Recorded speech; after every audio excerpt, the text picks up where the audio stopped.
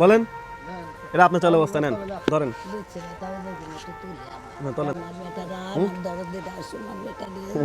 খুশি হয়েছেন, খুশি হয়েছেন?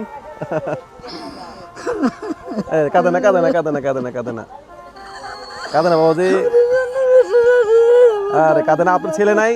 আমরা ছেলের মতো, কাদার কাদার কি আছে? এটা এটা জাস্ট একটা উপহার আপনার, একটা এটা হলো ওই উপহার।